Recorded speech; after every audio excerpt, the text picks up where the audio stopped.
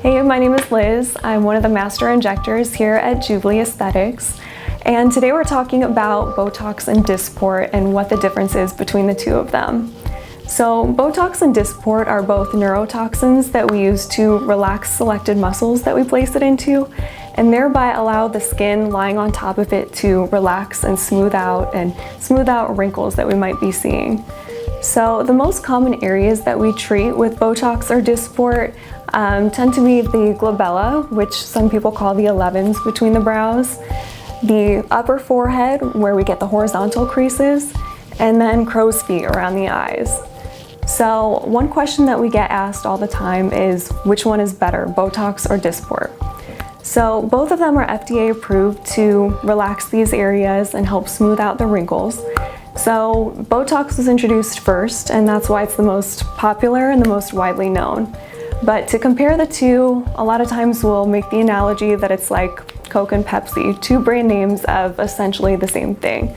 So they work in slightly different ways, which causes Dysport to sometimes kick in a little bit sooner, and it causes the Botox to kick in a little bit later on. So usually we tell people wait a full 10 days for the full effect of both products, and then eventually at some point in the course of your treatment, try both of them and see which one seems to work a little bit better for you.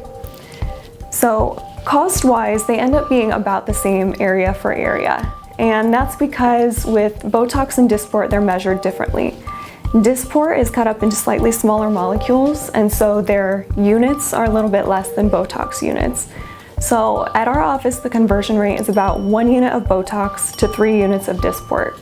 So that makes the cost end up being essentially the same area for area. So when we're talking about treating these 3 common areas, the 11s, the forehead, and the crow's feet, often we get asked how many units am I going to need for these areas. So the treatment is all very personalized to what your face and your muscles need. So one treatment does not fit all. So the most common treatment numbers on these areas, I would say the crow's feet, typically most people are between 10 to 12 units per side. And for the area between the brows, most people are roughly 20 units. And across the forehead, that one can vary quite a bit more. So most people between 8, possibly 14 units on the upper forehead. And that's talking in Botox units.